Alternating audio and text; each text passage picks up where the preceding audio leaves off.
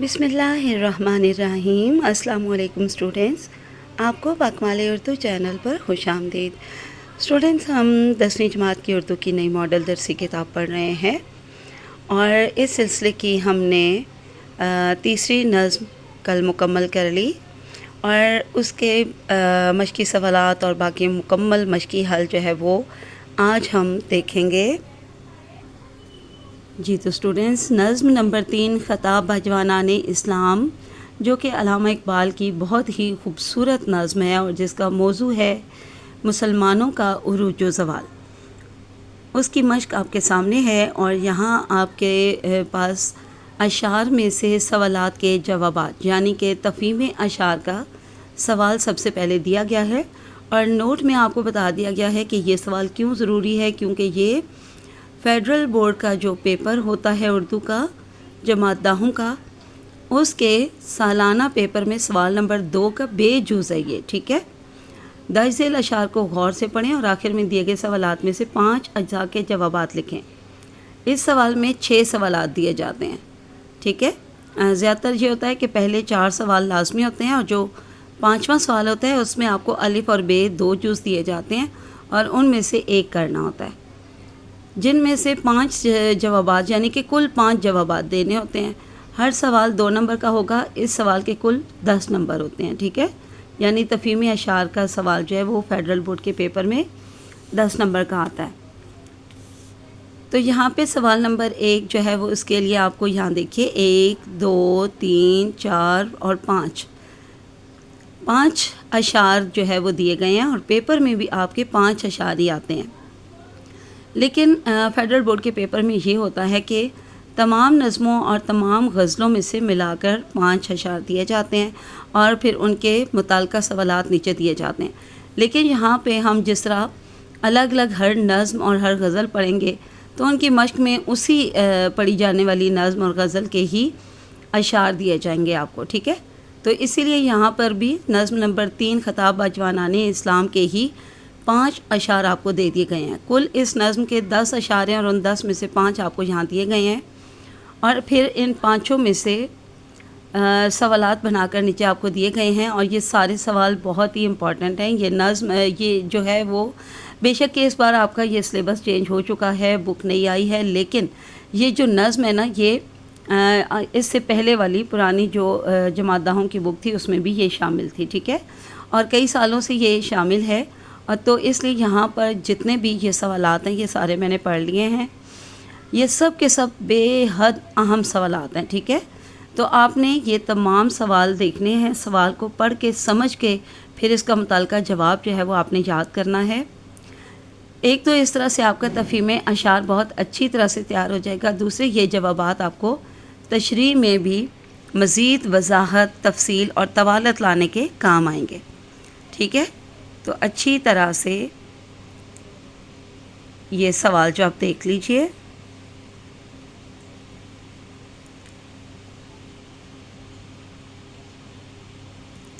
यहाँ इस सफ़े पर कुल आपको 8 सवाल दिए गए हैं और इतने ही सवालात हैं यहाँ पे।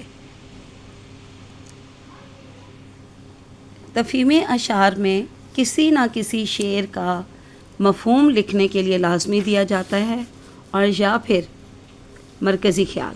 ठीक है, तो जो आखिरी सवाल था सवाल नंबर 8, उसका ये जवाब यहाँ पे मुकम्मल हुआ। और उसके बाद सवाल नंबर 2 देखिए, दर्ज झेल अशार को गौर से पढ़ें और दिए गए सवालात में से 5 के जवाब दें। ये भी तफ़हीम अशार है और ये बकिया 5 अशार के आपको बनाकर दिए गए हैं।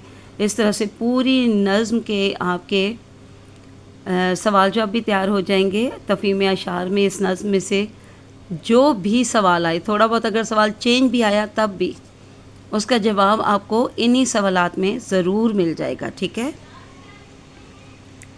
और मैंने स्टूडेंट्स आपको पहले वैसे भी बोला हुआ है कि आपने तमाम नज़मों और तमाम गज़लों के मशक़ी सवाल जवाब भी लाजमी याद करने हैं और जितनी तफ़हीम अशार दी गई हैं, जितने सवाल दिए गए हैं तफ़हीम अशार के, वो भी लाजमी पढ़ने हैं। ठीक है, 6 सवाल दिए गए हैं। पहले तफ़हीम अशार के सवाल में 8 सवाल थे और अब यहाँ पर 6 सवाल हैं। امید ہے کہ آپ کو بالکل اچھی طرح سے دکھائی دے رہے ہوں گے۔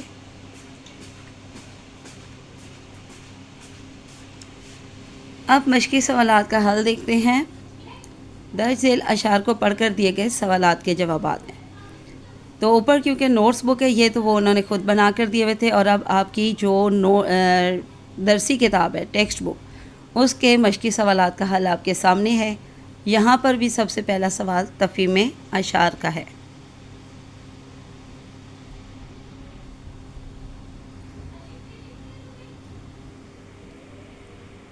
جی، تو مشق میں موجود تفہیم اشعار کے سوال کے جواب، تمام سوالات کے جوابات آپ کے سامنے ہیں، اور آپ نے ان کو بہت اچھی طرح سے پڑھنا، سمجھنا اور یاد کر لینا ہے۔ اس طرح کے سوالات ہم گھر میں جو ہے وہ کرنے کے لیے دیتے ہیں، یعنی کہ ہوم ورک کے طور پر دیتے ہیں۔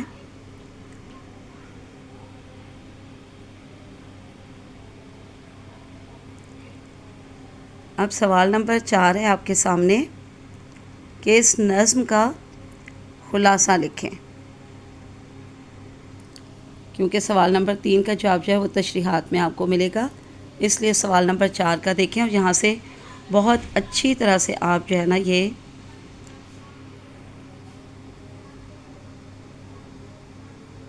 خلاصہ پڑھ لیجئے۔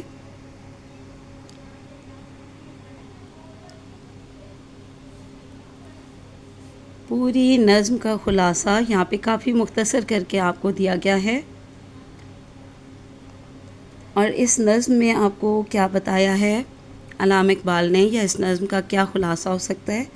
اے نوجوان مسلم، تو نے کبھی یہ بھی سوچا کہ اس حقیقت پر سے بھی کبھی پردہ اٹھایا، یا اس حقیقت پر بھی تو نے کبھی غور کیا کہ کون سا آسمان تھا جس کا تو ایک ٹوٹا ہوا تارا ہے؟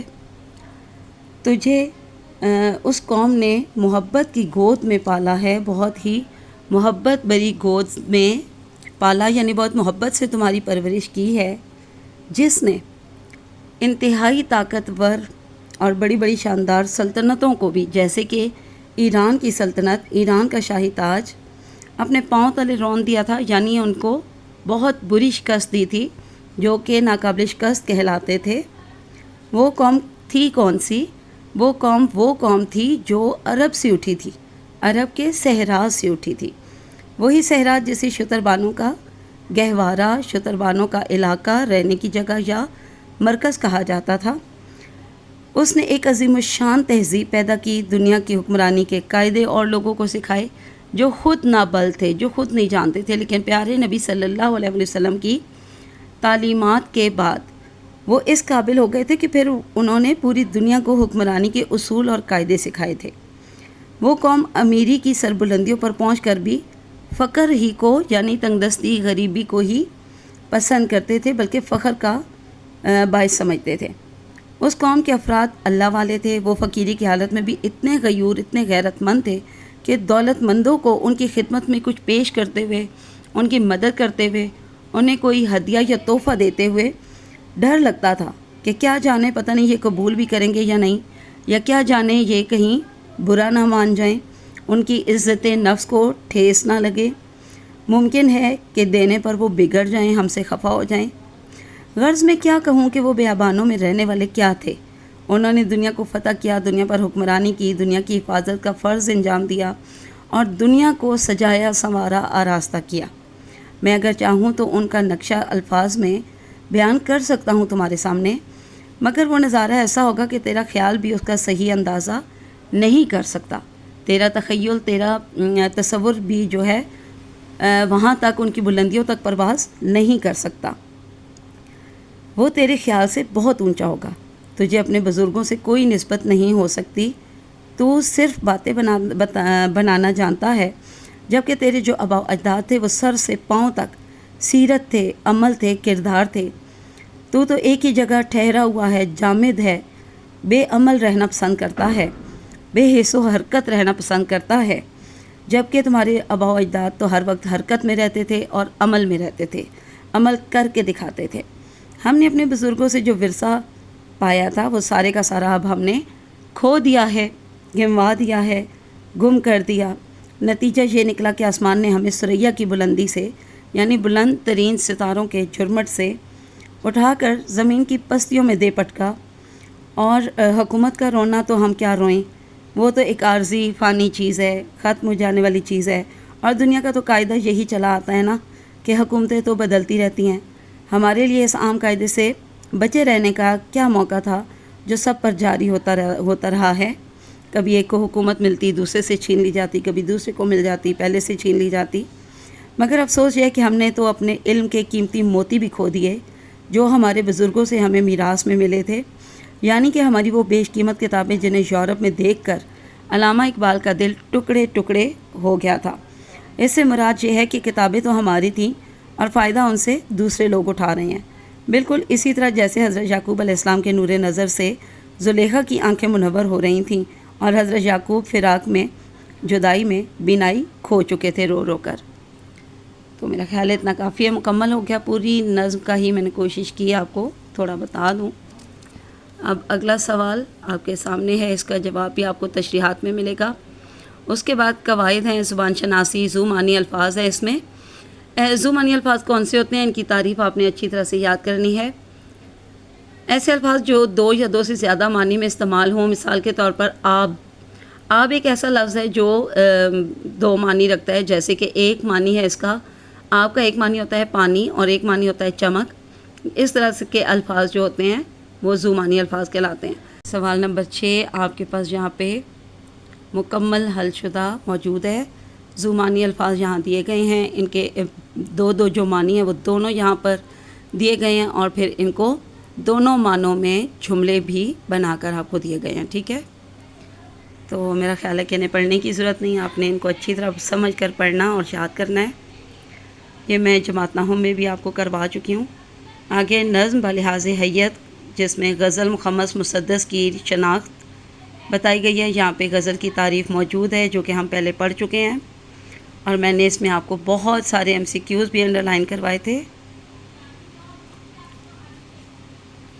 تو یہ آپ نے اچھی طرح سے یہ یاد کرنے ہیں، ٹھیک ہے؟ اس میں آپ کو مطلع، مقطع، قافیہ، ردیف، شعر جو ہے وہ ٹیپ کا شعر، مصرع، سب کے بارے میں بتایا گیا ہے۔ مخمس نظم کون سی ہوتی ہے، مسدس کون سی ہوتی ہے، سب آپ کو بتا دیا گیا۔ اور سوال نمبر 7 میں غزل مخمس اور مسدس حیت کی ایک ایک مثال بھی جو ہے یہاں موجود ہے۔